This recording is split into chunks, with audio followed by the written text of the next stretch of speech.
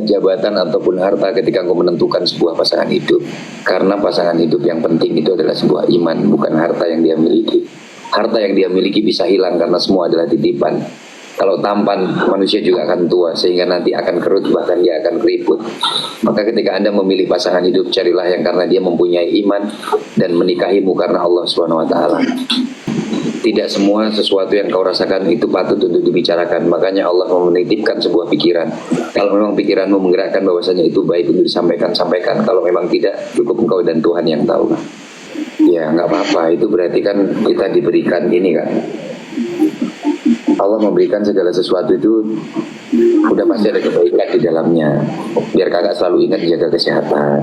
Pangkat, derajat, itu buat aku sih nggak terlalu dipikirkan, nggak perlu. Karena banyak orang yang pangkatnya tinggi, hidupnya juga nggak bahagia. Banyak juga orang yang mempunyai harta yang banyak, hidupnya nggak tenang. Banyak juga orang yang mempunyai fasilitas sebanyak mungkin, tidurnya pun nggak lelap. Bahkan banyak orang yang diberikan kenikmatan-kenikmatan, dia malah nggak sanggup untuk bersujud di malam hari ketika sepertiga malam hadir dalam kehidupannya. Karena mereka udah terlalu lelah memikirkan urusan dunia, bahkan mereka lupa akan akhiratnya. Kan lebih baik kita nggak punya dunia, tapi kita selalu berpikir bagaimana caranya untuk mendapatkan bekal nanti ketika kita pulang di akhirat. Iya betul. Saya dulu berpikir Kak, ketika saya banyak uang, ketika saya punya pangkat, punya derajat, saya bisa senang, bisa bahagia. Ternyata enggak. Setelah semua dimiliki, kita hanya bisa merasakan kesenangan, bukan ketenangan. Senang, iya, kita bisa membeli apapun yang kita miliki ketika kita mempunyai banyak harta. Tapi ketenangan tidak pernah kita miliki, karena sebelum kita tidur, kita masih memikirkan besok apa yang harus kita lakukan agar diri kita senang.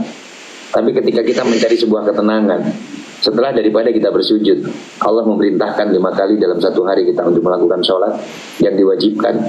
Dan ketika kita sholat, selesai daripada sholat, kita akan mendapatkan sebuah ketenangan. Karena itulah kehidupan yang sesungguhnya. Karena sesungguhnya kehidupan ini akan dimulai setelah daripada hidup kita dimatikan, dan setelah daripada kematian kita dibangkitkan, yaitu di hari kiamat, di mana kita semua akan digiring di padang mahsyar, ketemu dengan junjungan kita Nabi besar Muhammad SAW. Ada ketemu dengan Telaga Kausar yang dimana nanti kita bisa meminumnya, dan setelah daripada itu kita akan masuk bersama-sama ke surganya Allah. Setelah daripada kita mempertanggungjawabkan apa yang kita ucapkan, apa yang kita lihat, apa yang kita dengar, apa yang kita lakukan, bahkan apa yang kita pikirkan. Saat ini akan kita pertanggungjawabkan di hadapan Allah yang menciptakan langit dan bumi dalam waktu 1 kali 24 jam. Dan saat itulah kehidupan kita yang akan dimulai, kehidupan yang hakiki dan kekal abadi. Baru ada yang bisa bilangin aku gini. Terkadang kita manusia itu hanya melihat bungkusnya. Ketika bungkusnya terlihat bagus, mereka sudah berkilau matanya. Padahal yang penting bukan bungkusnya, namun isinya. Ya. Nggak apa-apa. Tapi kan orang-orang itu berbeda tanggapannya ya. Kadang orang buka itu dinilainya udah buruk. Dan tertutup pun dinilainya udah baik. Tapi kalau menurut aku tuh nggak semuanya orang yang terbuka semuanya nggak baik. Jadi gini kan, urusan terbuka dan tertutup, Allah selalu membuka kesempatan bagi kita semua yang ingin bertaubat kepadanya. Allah akan selalu menutup aib daripada hambanya. Kalau Allah membuka aib kita, mungkin gak muat isi bumi ini untuk melihat kebesaran apa yang ada dalam kehidupan kita di masa lalu.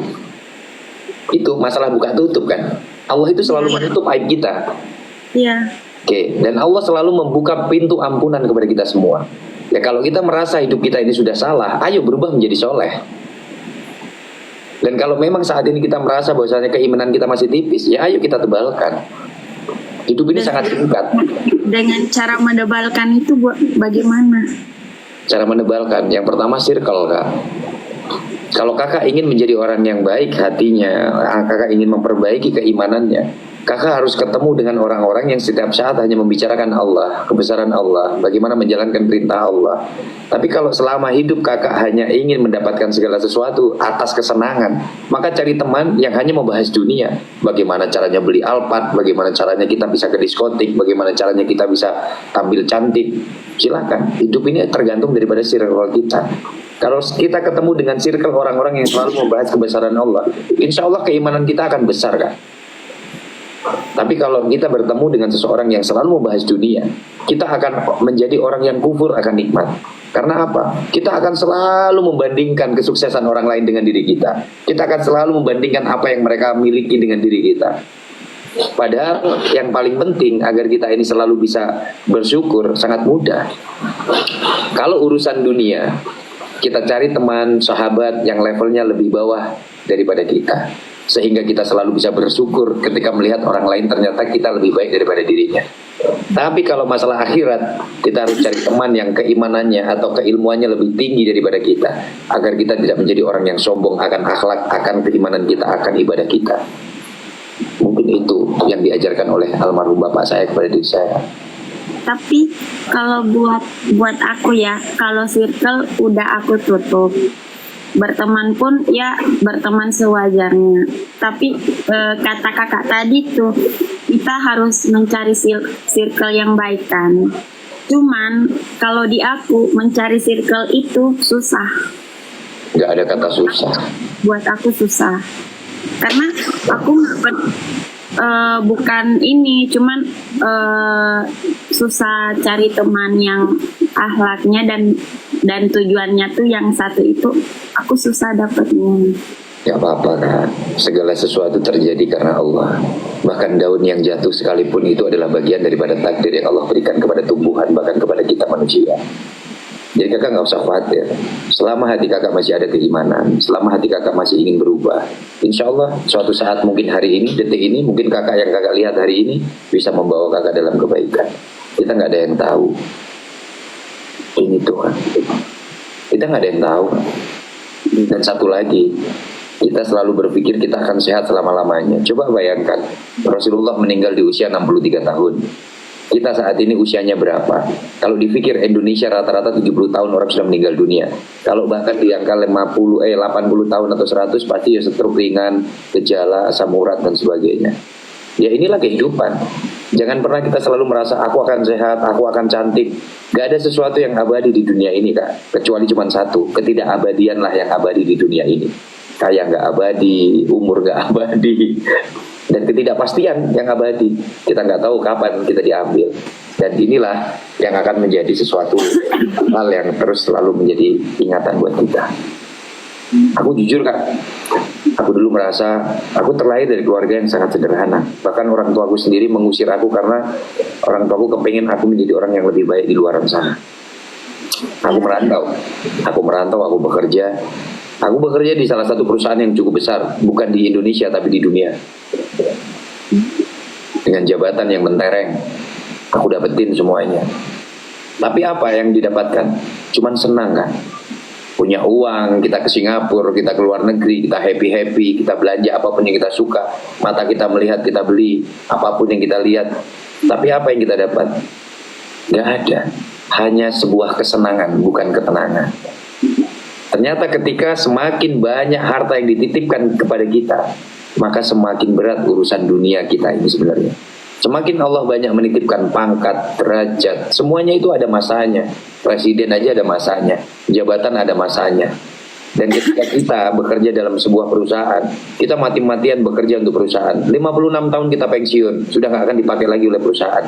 Tapi Allah akan selalu memakai kita selama nafas kita masih ada di dalam kehidupan kita.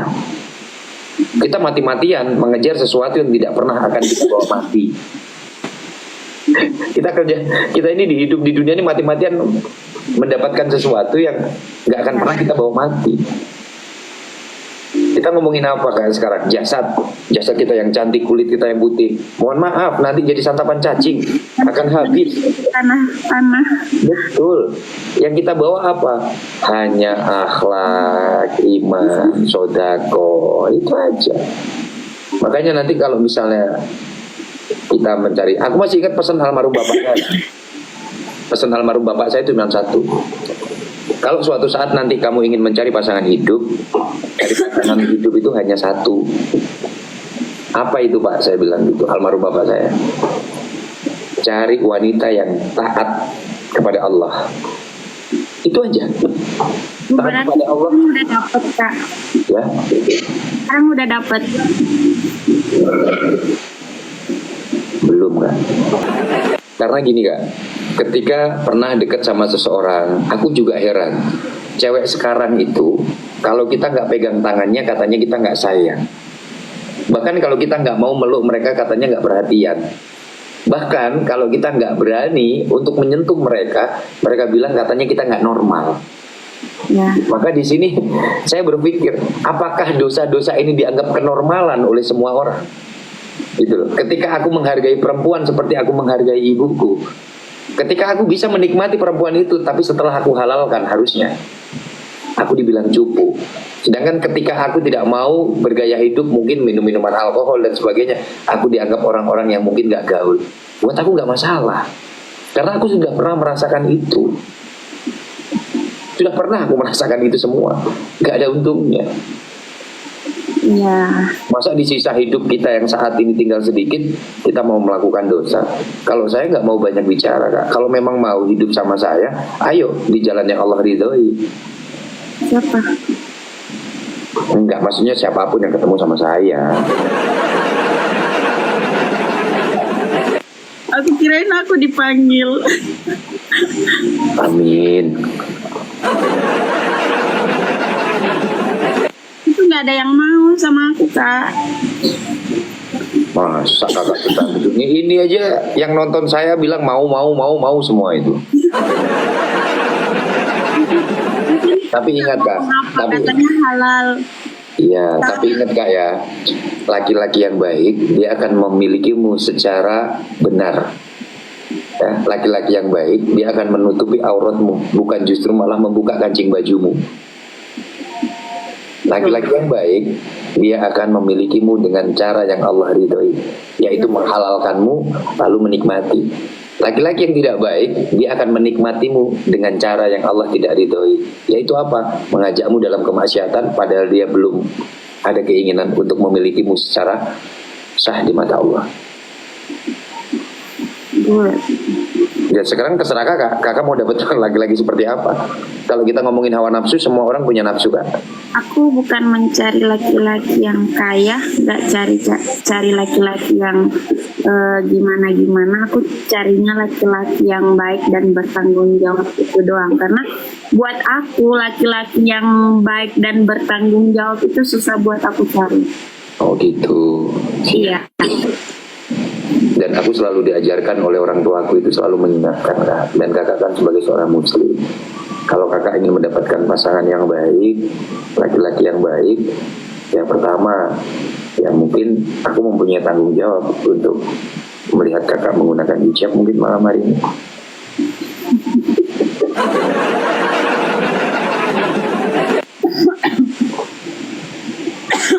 Ya kalau keberatan sih nggak usah Kak, nggak apa-apa. Enggak sih, cuman hijab adat. Mukena aja ya. Ya nggak apa-apa. Soalnya aku lucu sih. Nggak apa-apa Kak. Nggak apa-apa. Aku hanya ingin melihat kakak terlihat cantik di hadapan Allah. Aku nggak kepengen kakak terlihat cantik kepada semua mata yang ada di sini. Karena satu helai rambut saja yang terlihat oleh seseorang yang bukan muhrim itu bisa membawa kakak sengsara nanti di akhirat.